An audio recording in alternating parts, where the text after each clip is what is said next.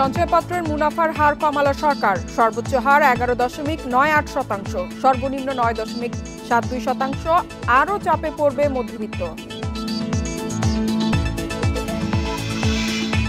48 বছরের রেকর্ড ভাঙল চট্টগ্রাম বন্দর। গেল অর্থ বছর প্রায় 33 লাখ একক কন্টেইনার পরিবহন।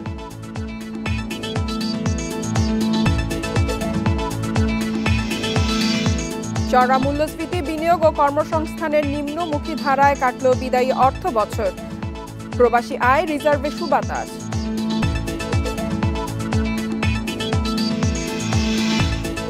এনবিআর সদস্য লুৎফুল আজিম সহ আরও 5 জনের বিরুদ্ধে দুর্নীতির অভিযোগ। দুদকের তদন্ত শুরু। সবাইকে আমন্ত্রণ অর্থনীতি সারাদিনে। আপনাদের সাথে আছি ইফাতারা। শুনছিলেন শিরোনাম, এবারে জানাবো বিস্তারিত। সব ধরনের সঞ্চয়পত্রে মুনাফার হার কমিয়ে চলতি বছরের জুলাই ডিসেম্বর সময়ের জন্য নতুন হার নির্ধারণ করেছে সরকার। অর্থ মন্ত্রণালয়ের প্রজ্ঞাপনে জানানো হয়েছে, মুনাফার সর্বোচ্চ হার 11.98% আর সর্বনিম্ন হার 9.72%। এক্ষেত্রে সীমা নির্ধারণ করা হয়েছে 7,50,000 টাকা। সুদহার কমানোয় নতুন করে চাপে পড়বে মধ্যবিত্ত বলছেন বিশেষজ্ঞরা। নিরাপদ বিনিয়োগের মাধ্যম হিসেবে নিম্নবিত্ত মধ্যবিত্ত পরিবারের অনেকেই সঞ্চয়পত্রে বিনিয়োগ করেন। এছাড়া বয়স্ক নাগরিক, অবসরপ্রাপ্ত কর্মকর্তাদের অনেকেই সঞ্চয়পত্রের মুনাফার উপর নির্ভর করেন। পরিবার, পেনশনার, 5 বছর মেয়াদী বাংলাদেশ সঞ্চয়পত্র, 3 মাস অন্তর মুনাফাভিত্তিক ও ডাকঘর সঞ্চয় ব্যাংকে মেয়াদী হিসাব নামে 5 ধরনের সঞ্চয় স্কিম রয়েছে। আজ থেকে এই স্কিমগুলোর মুনাফার হার 47 থেকে 57 বেসিস পয়েন্ট কমিয়েছে সরকার। 5 বছর মেয়াদী পরিবার সঞ্চয়পত্রে 7.5 লাখ টাকা পর্যন্ত বিনিয়োগে মুনাফা পাওয়া যাবে 11.93%। আগে যা ছিল 12.50%। বিভিন্ন খাতে সে ওইটা তখন বিনিয়োগ করবে, হয়তো দেখা যাবে যে সেখানে তার লস হচ্ছে, তারপরেও কিন্তু সে বিভিন্ন ওয়েতে তার তো ইনকাম সোর্স বের করতে হবে, নাহলে ফ্যামিলিও তো চালানোর একটা বিষয় আছে। সঞ্চয়পত্র করার মানে অর্থাৎ আমরা কিছু নিয়োগ করি, জমায় কিছু টাকা থুই, এটার বিনিময়ে কিছু আমাদের দেয়। এটাও যদি কমায় দেয় তাহলে তো আর আমরা সাধারণ মানুষ চলতে পারব না। সঞ্চয়পত্র থেকে 10% আয়কর কেটে নেয় সরকার। এর মধ্যে মুনাফা কমানোর ফলে চরম মূল্যস্ফীতির অভিঘাত মোকাবেলা করা কঠিন হয়ে পড়বে বলে মনে করেন বিশ্লেষকরা। এইটা নিশ্চিত আয়টাকে একটা অনিশ্চিত আয়ের মধ্যে ফেলে দেয়া। অতএব সেই অনিশ্চিতের জায়গাটাকে আমি বলবো অনেকের যে লাইভলিহুড, সেই জায়গাটাই ক্ষতিগ্রস্ত হয়। যারা অল্প কিছু সঞ্চয়, ফিক্সড আর্নার, যাদের এই আয়ের উপর দিয়েই চলে। অর্থাৎ মুনাফার হার যদি আরো কমানো হয় তাহলে প্রকৃতপক্ষে সঞ্চয়পত্র বিক্রির যে লক্ষ্যমাত্রা সেটা পূরণ নাও হতে পারে। এর আগে 10 লাখ টাকা পর্যন্ত সঞ্চয়পত্র কেনায় আয়কর রিটার্ন দাখিলের প্রমাণপত্র জমার বাধ্যবাধকতা শিথিল করে সরকার। তারপরও পূরণ হয়নি সঞ্চয়পত্র বিক্রির লক্ষ্যমাত্রা। মেহেদী হাসান, ইন্ডিপেন্ডেন্ট নিউজ, ঢাকা। বিদেশিদের কাছে ছেড়ে দেওয়ার আগে চট্টগ্রাম বন্দরে নিউ মুরিং কন্টেইনার টার্মিনাল 6 মাসের জন্য নিজস্ব ব্যবস্থাপনায় পরিচালিত হবে। মঙ্গলবার অর্থনৈতিক বিষয় সংক্রান্ত উপদেষ্টা পরিষদ কমিটির বৈঠকে এই বিষয়ে নীতিগত অনুমোদন দেওয়া হয়। বৈঠক শেষে অর্থ উপদেষ্টা সালেউদ্দিন আহমেদ সাংবাদিকদের একথা জানান। উপদেষ্টা আরও জানান, এ অর্থ বছরের মধ্যে নির্বাচন হওয়ার সম্ভাবনা বিবেচনায় আগেই নির্বাচনী বাজেট দিয়েছে সরকার। এছাড়া ইউরিয়া সার কেনার অনুমোদন দেওয়া হয়েছে ক্রয় সংক্রান্ত কমিটিতে। এদিকে বৈঠক শেষে নৌ পরিবহন উপদেষ্টা ব্রিগেডিয়ার সাখাওয়াত হোসেন বলেন, এনবিআর এর কর্মকর্তাদের আন্দোলনের ফলে চট্টগ্রাম বন্দর 3 দিন বন্ধ থাকলেও আমদানি রপ্তানির উপর খুব বেশি প্রভাব পড়েনি। তবে আর্থিকভাবে কতটা ক্ষতি হয়েছে সে হিসেব এখনো হয়নি। তিনি বলেন, চট্টগ্রাম বন্দরই সিদ্ধান্ত নেবে কারা বন্দর পরিচালনা করবে।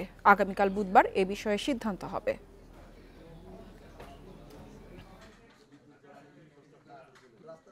একটা হলো আপনার চট্টগ্রাম বন্দরে কন্টেইনার হ্যান্ডলিং করার জন্য একটা আমাদের ইস্যু আছে, সেটা আমরা করছি, কারণ কন্টেইনার হ্যান্ডলিং এর ব্যাপারে একটু ইস্যু হচ্ছে। এখন যেটা আছে এটা বন্দর ডিসাইড করবে কারা করবে। এই কি টেন্ডার হবে? ডিপিএম 6 মাসের জন্য। হ্যাঁ, আর কি সেটা বন্দর বললাম তো রে ভাই, বন্দর তো ডিসিশন নেবে মানে কালকে এটা নিয়ে কালকে মিটিং। বিদায়ী অর্থবছরে চট্টগ্রাম সমুদ্র বন্দরের রেকর্ড পরিমাণ কন্টেইনার হ্যান্ডেলিং হয়েছে। এ সময় বন্দরে মোট 32,96,067 একক কন্টেইনার হ্যান্ডেলিং হয়েছে, যা আগের অর্থ বছরের চেয়ে 1,27,377 একক বেশি। আগের বছর কন্টেইনার পরিবহন হয়েছিল 31,68,690 একক, ফলে এতে প্রবৃদ্ধি হয়েছে 4%। এছাড়া বিগত ৪৮ বছরের ইতিহাসে এটি সর্বোচ্চ সংখ্যার কন্টেইনার পরিবহন। এর আগে সর্বোচ্চ রেকর্ড ছিল 2021-22 অর্থ বছরে। সে সময় ৩.৫ লাখ কন্টেইনার পরিবহন হয়েছিল। কমলাপুর কন্টেইনার ডিপো ও পানগাঁও নৌ টার্মিনাল সহ চট্টগ্রাম বন্দরের 4টি টার্মিনালে এসব কন্টেইনার পরিবহন হয়েছে। দেশে কন্টেইনার পরিবহনের জন্য 2টি আলাদা বন্দর রয়েছে। এর মধ্যে চট্টগ্রাম বন্দরই 99% কন্টেইনার পরিবহন হয়।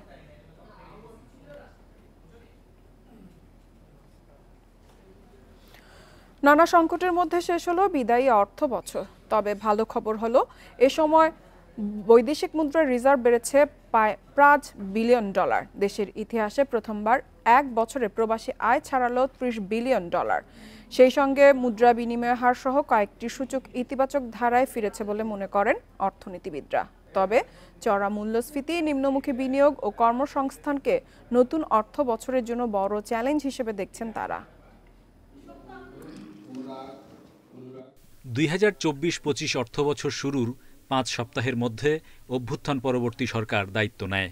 গবেষকরা বলছেন, সে সময় দেশের অর্থনীতিতে ছিল চড়া মূল্যস্ফীতি, নিম্নমুখী ছিল বৈদেশিক মুদ্রার রিজার্ভ। তাদের মতে বৈদেশিক মুদ্রা বাজারের অস্থির বিনিময় হার, চলতি হিসাব, বাণিজ্য ঘাটতি, খেলাপি ঋণ পরিস্থিতিও ছিল নেতিবাচক অবস্থানে। সব মিলিয়ে অন্তর্বর্তী সরকার গত বছরের আগস্টে অর্থনীতির বিভিন্ন খাতে ভঙ্গুর পরিস্থিতি পায় উত্তরাধিকার সূত্রেই। অর্থবছর এবং অন্তর্বর্তীকালীন সরকার দুইটাই শুরু হয়েছে খারাপ অর্থনীতির ধারাবাহিকতায়, মানে ইনহেরিট করা। সেখানে যদি জুলাইয়ের 1 তারিখ গত বছরের কথা চিন্তা করেন, ইনফ্লেশন কন্টিনিউয়াস বাড়ছে, রিজার্ভ কন্টিনিউয়াস পড়ছে। আর্থিক খাতে যে ধরনের একটা তলানি পরিস্থিতি ছিল, সেই জায়গা থেকে এক ধরনের ঘুরে দাঁড়ানোর ইঙ্গিত ছিল। রিজার্ভ যেভাবে পতন হচ্ছিল, সেখান থেকে এটাকে থেমে যাওয়া, ডলারের বিপরীতে টাকার মূল্যমান নির্ধারণের ক্ষেত্রে কিছু সাহসী সিদ্ধান্ত নিয়ে এবং সেগুলোর ক্ষেত্রে ইতিবাচক ফল লাভ, ব্যাংকিং খাতের ক্ষেত্রে বোর্ডগুলোতে ইন্ডিপেন্ডেন্ট বোর্ড আনা। 11 মাসে প্রবাসী আয়, রিজার্ভ, রপ্তানি আয় সহ অর্থনীতির বেশ কিছু সূচকে উন্নতির স্পষ্ট ছাপ দেখছেন অর্থনীতিবিদরা। তবে মূল্যস্ফীতি, বিনিয়োগ, কর্মসংস্থানে আরও পদক্ষেপ দরকার বলে মনে করেন তারা। তাদের মতে রাজস্ব আয় বাড়ানোর মতো বড় চ্যালেঞ্জ সরকারের সামনে। পলিটিক্যাল আনসার্টেনটি ফেব্রুয়ারি মার্চ থেকে কিন্তু অ্যাকচুয়ালি বাড়ছিল। আবার এই বছরের ইলেকশন হবে নাকি হবে না, কবে হবে, তো তা সত্ত্বেও এক্সচেঞ্জ রেটের স্টেবিলিটি আছে। এটা আমি মনে করি আরেকটা টার্ন অ্যারাউন্ড। আর ইনফ্লেশন, আমি সেই জায়গাটায় এখনো আমাদের ভালো সাফল্য নেই। সরকারের প্রচুর পরিমাণ রাজস্ব ফাঁকি হয়, রাজস্ব এড়িয়ে যায়, কর ফাঁকি দেওয়া হয়। এই জায়গাগুলোকে সরকার খুব অল্প চেষ্টাতেও আসলে এগুলোকে উত্তরণ করা সম্ভব। সেই চেষ্টাগুলো সরকারের দিক থেকে গুরুত্বপূর্ণ হওয়া উচিত বলে আমরা মনে করি। খুব উচ্চ বিনিয়োগ এই আগামী অর্থবছরে আসবে বলে মনে হয় না। তবে দেশে বিনিয়োগ ও অর্থনৈতিক প্রবৃদ্ধিতে গতি আনতে প্রতিশ্রুত সময়ে জাতীয় নির্বাচন অনুষ্ঠানেও জোর দিচ্ছেন বিশ্লেষকরা। Hari Saha, independent news, Dhaka. জাতীয় রাজস্ব বোর্ড এনবিআর-এর আরও 5 জন শীর্ষ কর্মকর্তার বিরুদ্ধে তদন্ত শুরু করেছে দুর্নীতি দমন কমিশন দুদক। বিগত কয়েক বছর বিভিন্ন ব্যক্তি ও প্রতিষ্ঠানকে কর ফাঁকির সুযোগ দিয়ে দুর্নীতির মাধ্যমে জ্ঞাত আয় বহির্ভূত সম্পদ অর্জনের অভিযোগ আছে তাদের বিরুদ্ধে। অভিযুক্তদের মধ্যে রয়েছে এনবিআর-এর সদস্য লুৎফুল আজিম, এলটিইউ-এর অতিরিক্ত কমিশনার আব্দুর রশিদ মিয়া, গোয়েন্দা সেলের সাবেক অতিরিক্ত মহাপরিচালক আলমগীর হোসেন, কর অঞ্চল 15-এর উপ কর কমিশনার মোহাম্মদ শিহাবুল ইসলাম এবং যুগ্ম কমিশনার তারেক হাসান। এসব কর্মকর্তা কর ও শুল্ক আদায়ের ক্ষেত্রে মোটা অঙ্কের ঘুষ নিয়ে করদাতাদের কর ফাঁকির সুযোগ করে দেন বলে জানায় দুদক। কিছু ক্ষেত্রে কর্মকর্তারা ঘুষ না পেয়ে কর ফাঁকি দেওয়ার মিথ্যা মামলা করে বিভিন্ন প্রতিষ্ঠান মালিককে হয়রানি করে বলেও অভিযোগ আছে।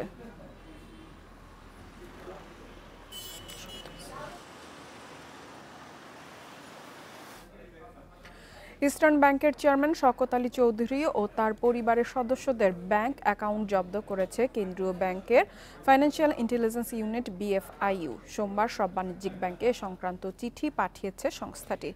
চিঠিতে বলা হয়, শওকত আলীর পাশাপাশি তার স্ত্রী ন্যাশনাল লাইফ ইন্স্যুরেন্সের কোম্পানির ভাইস চেয়ারম্যান তাসমিয়া আম্বারিন, মেয়ে ও ইস্টার্ন ব্যাংকের পরিচালক জারা আমরিন এবং ছেলে জারান আলী চৌধুরীর নামে থাকা সব ব্যাংক হিসাব 30 দিনের জন্য স্থগিত করা হয়েছে। হয়েছে।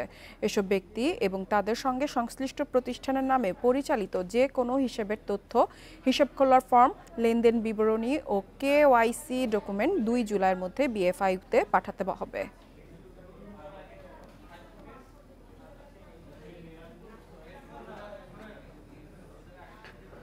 সঞ্চয়পত্রে সরকারের ঋণ কমে যাওয়া এবং রাজস্ব আদায় গতি না থাকায় ব্যাংক ব্যবস্থা থেকে ৭৮,৪৮৩ কোটি টাকা ঋণ নিয়েছে সরকার, যার লক্ষ্যমাত্রার চেয়ে ২০,০০০ কোটি টাকা কম। বাংলাদেশ ব্যাংকের তথ্য অনুযায়ী গত ২৯ জুন পর্যন্ত ব্যাংক ব্যবস্থায় সরকারের ঋণ স্থিতি ৫,৫২,৯৭৩ কোটি টাকা। গত বছরের জুন পর্যন্ত ঋণ ছিল ৪,৭৪,৪৯০ কোটি টাকা, অর্থাৎ বিদায়ী অর্থ বছরে ব্যাংক ব্যবস্থায় সরকারের নিট ঋণ বেড়েছে ৭৮,৪৮৩ কোটি টাকা। গত বছরের সংশোধিত বাজেটে ব্যাংক ঋণের লক্ষ্যমাত্রা ৯৯,০০০ কোটি টাকা করা হলেও অর্থ বছর শেষে তার লক্ষ্যমাত্রার চেয়ে ২০,৫১৭ কোটি টাকা কম। যদিও এই ঋণ ৯০,০০০ কোটি টাকার মধ্যে রাখার ঘোষণা দিয়েছিলেন কেন্দ্রীয় ব্যাংকের গভর্নর।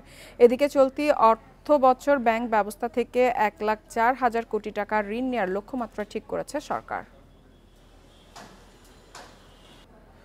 প্রসাধনী সামগ্রীর ওপর অস্বাভাবিক শুল্ক প্রত্যাহারের দাবি জানিয়েছে Bangladesh cosmetics and toiletries importer association.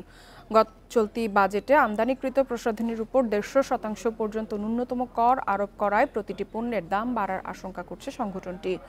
মঙ্গলবার জাতীয় প্রেস ক্লাবের সামনে মানববন্ধনে সংগঠনের নেতারা বলেন, প্রসাধনী সামগ্রীর সাথে ২৫ লাখ মানুষ জড়িত। নতুন করে শুল্ক আরোপের কারণে পণ্যের দাম বৃদ্ধির পাশাপাশি আমদানি কমবে, ফলে অনেক ব্যবসা ক্ষতির মুখে পড়বে। বৈষম্যমূলক নীতির ফলে বৈধ পথে আমদানির প্রবণতা কমবে।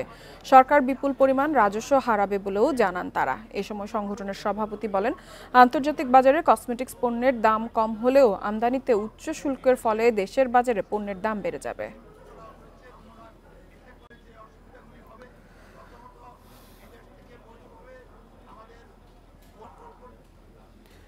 প্রতিষ্ঠার পর সর্বোচ্চ ১৫,৩৫,০০০ টন জ্বালানি পরিশোধন করেছে ইস্টার্ন রিফাইনারি। দুপুরে সংবাদ সম্মেলনে এ তথ্য জানান পরিচালনা পর্ষদের চেয়ারম্যান নাসিমুল গনি। তিনি জানান, ২০২০-২১ অর্থ বছরে এই রিফাইনারিতে সর্বোচ্চ ১৫,১৪,০০০ টন জ্বালানি পরিশোধন করা হয়েছিল। এবার হয়েছে ১৫,৩৫,০০০ টন। প্ল্যান্টটির বর্তমান বার্ষিক সক্ষমতা ১৫ লাখ টন।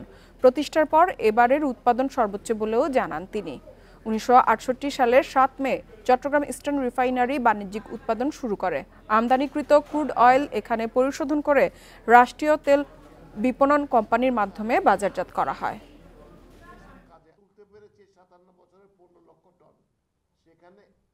আমরা আশা করি এই প্রতিষ্ঠানটি যেমন ৫৭ বছর যাবৎ সেবা দিয়ে আসছে, সামনেতে আরো বৃহত্তর পরিসরে এই দেশের কাজে আরো লাগবে ইনশাআল্লাহ। প্রয়োজনীয় পৃষ্ঠপোষকতা ও সুনির্দিষ্ট পরিকল্পনার অভাবে প্রতিষ্ঠার ৩ যুগ পরও আশানুরূপ ফল পায়নি লালমনিরহাট বিসিক শিল্পনগরী। দুর্বল অবকাঠামো, উদ্যোক্তা সংকট আর অব্যবস্থাপনায় ব্যর্থতার প্রধান কারণ বলছেন সংশ্লিষ্টরা। জরুরি ভিত্তিতে শিল্প এলাকাটিতে আধুনিকায়নের প্রত্যাশা ব্যবসায়ীদের। ১৯৮৭ সালে যাত্রা শুরু হয় লালমনিরহাট বিসিক শিল্পনগরী। ১৫.৬ একর এলাকা জুড়ে গড়ে ওঠা এই শিল্প এলাকায় বরাদ্দ দেওয়া হয়েছে ১০৭টি প্লট। এর মধ্যে কার্যক্রম আছে ২২টিতে, যার বেশিরভাগই আবার গুদাম। অনুন্নত যোগাযোগ ব্যবস্থা, অব্যাহত লোকসান, বিদ্যুৎ সংকট সহ নানামুখী সমস্যায় জর্জরিত শিল্পনগরীতে বিনিয়োগের আগ্রহ নেই উদ্যোক্তাদের। বিসিকের একটা পরিবেশ এইরকম নয়, সেখানে উন্নয়নমূলক কাজ হবে, প্রোডাকশন হবে, বিজনেস করবে। এখানকার ব্যবসায়ীরা ব্যবসা করতে পারতেছে না ঠিকমতো, বাউন্ডারি নেই, বিদ্যুতের সমস্যা হয়, যার জন্য নতুন করে কোনো উদ্যোক্তা এখানে আসতে পারতেছে। এই বিসিকটার ভিতরে বড় বড় যদি কলকারখানার ব্যবস্থা করে দিত, তাহলে আমাদের মতো লোক হাজার হাজার লোক করে খেতে পারতো। একসময় স্বজনপ্রীতি ও প্রভাব খাটিয়ে দখল করা প্লটগুলো এখন ফাঁকা পড়ে আছে। কিছু প্লটে স্থাপনা গড়ে উঠলেও সেভাবে উৎপাদন শুরু না হওয়ায় বিকশিত হয়নি শিল্পনগরী। নগরীতে কর্মরত কর্মকর্তা কর্মচারীদের আত্মীয় স্বজন সহ স্থানীয় কিছু সুযোগ সন্ধানী ব্যবসায়ী এটাকে ব্যবসায়ী সম্পদের মতো কিনে রেখেছে, যে দুদিন পর হয়তো সম্পত্তির দাম বাড়লে তারা বিক্রি করবে। তাদের কোনো ইন্ডাস্ট্রিয়াল উদ্যোক্তা কিন্তু এখানে কিন্তু বিসিক নগরীতে জড়িত নাই, এবং যার কারণে ওখানে শিল্প বিকাশ খুব কম হয়েছে। তবে বিসিকের কর্মকর্তারা বলছেন শিল্পনগরীতে বিনিয়োগ বাড়াতে কাজ করছেন তারা। বিভিন্নভাবে আমরা উদ্যোক্তাদের উৎসাহিত করতেছি যে আমাদের শিল্পনগরীতে তারা যেন শিল্প প্রতিষ্ঠান করেন এবং শিল্প প্রতিষ্ঠান করার ক্ষেত্রে আপনাদের প্লট বরাদ্দ এবং আমাদের ঋণ যে সুবিধা দরকার হয় সেটা আমরা দেওয়ার প্রতিশ্রুতিবদ্ধ এবং দিয়ে যাচ্ছি। কর্মসংস্থান সৃষ্টি ও স্থানীয় অর্থনীতিতে গতি আনতে শিল্প গড়ে তোলার বিকল্প দেখেন না ব্যবসায়ীরা। Independent news. শুধু ধান নয়, ধানের খড়েও আশার আলো দেখছেন রাজবাড়ীর কৃষকরা। সময়ের সাথে সাথে বেড়েছে খড়ের চাহিদা। ধানের পাশাপাশি খড় বিক্রি করেও আয় করছেন তারা। কৃষি বিভাগের হিসেবে জেলায় যে পরিমাণ ধান চাষ হয় তা থেকে প্রতি বছর 260 কোটি থেকে 300 কোটি টাকার খড় পাওয়া যাবে। রোপা আমন মৌসুম শেষে এখন খড় মজুদের কাজে ব্যস্ত রাজবাড়ীর চাষিরা। নিজেদের গবাদি পশুকে খাওয়ানোর পর বাকিটার দাম বাড়লে বিক্রি করেন। কৃষকরা জানান 1 বিঘা জমিতে যে খড় পাওয়া যায় তা মাঠ থেকে 5000 টাকায় বিক্রি হচ্ছে। শুকনো মৌসুম ও বর্ষায় যখন মাঠে ঘাস থাকে না তখন গবাদি পশুর খাবার হিসেবে খড়ের চাহিদা বেড়ে যায়। ধানটা আবাদ করি, খেয়ারটা হয়, খেয়ারটা বেশি কিছু টাকা 5000 বেশি 6000 বেশি কিছু টাকা নিয়ে আজবাই করেই ধরে নিয়ে ফসলটা পাইনি আমরা খরচটা আওয়া যায়। 1 বিঘায় 5000 7000 ফেলি, 2 বিঘায় ধরেন 12000 14000। যদি শুকিয়ে বেচো তাহলে 12-14, আর যদি কাঁচা হিসেবে বেচেন তাহলে 7-8 হাজার 2 বিঘা। টাকা অনেক টাকা পাবো, তাতে আমি আর 1 বিঘা মনে করেন 15,000 টাকা করে বিক্রি করতে পারবো। কৃষি বিভাগের হিসেবে রোপা আমন বোরো আউশ মৌসুমে জেলায় 69,122 হেক্টর জমিতে ধান চাষ হয়। এতে ধানের সঙ্গে 260 থেকে 300 কোটি টাকার খড় পাওয়া যায়। প্রায় 260 কোটি টাকার খড় উৎপাদন হয়। কম বেশি হতে পারে, এটা মৌসুম ওয়াইজ। যদি কৃষক সেটা ভালোভাবে সংরক্ষণ করে রাখে সেটার পরিমাণ হয়তো টাকার অঙ্কে আরো বেশি হবে। তো আমরা ধরে নিই প্রায় 260 কোটি থেকে 300 কোটি টাকা খড় উৎপাদিত হয় প্রতি বছর। খড় বিক্রির টাকা থেকে ধান চাষের খরচও কিছুটা উঠে আসে। Independent news. ইন্দোনেশিয়া আম রপ্তানি করতে আগ্রহীদের সর্বাত্মক সহযোগিতার কথা জানিয়েছেন ঢাকাস্থ ইন্দোনেশিয়ার রাষ্ট্রদূত আরিফ শৌকু। দুপুরে চাঁপাইনবাবগঞ্জের মহারাজপুরে অবস্থিত দেশের প্রথম ফল সংরক্ষণের জন্য পেপার ব্যাগ প্রস্তুতকারী প্রতিষ্ঠান চাপাই অ্যাগ্রো ইন্ডাস্ট্রিজ পরিদর্শনকালে তিনি এ কথা জানান। এ সময় রাষ্ট্রদূত আরও বলেন, বাংলাদেশের সঙ্গে বাণিজ্যিক সম্পর্ক আরও জোরদার করতে কাজ করছে ইন্দোনেশিয়া। এ সময় চাপাই অ্যাগ্রোর চলমান প্রকল্প, ভবিষ্যৎ পরিকল্পনা ও রপ্তানিমুখী উৎপাদন কাঠামো নিয়ে উভয় পক্ষের মধ্যে বিস্তারিত আলোচনা হয়। আমের বহুমুখী ব্যবহার ও সম্ভাবনাময় রপ্তানি বাজার নিয়েও আশাবাদ ব্যক্ত করেন তারা।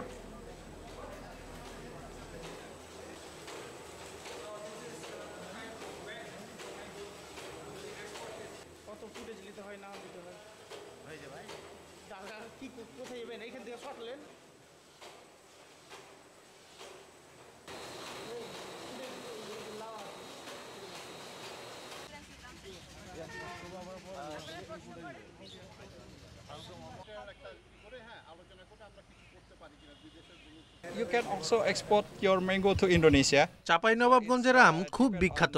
ইন্দোনেশিয়ায় আম রপ্তানির সম্ভাবনা রয়েছে। এক্ষেত্রে দূতাবাস প্রয়োজনীয় সব ধরনের সহায়তা দেবে। তবে উদ্যোগ নিতে হবে এখানকার ব্যবসায়ী ও প্রতিষ্ঠানগুলোকে। As I said before, আর এই ছিল অর্থনীতি সারাদিনের আজকের আয়োজনে। আমন্ত্রণ আমাদের পরবর্তী সংবাদে।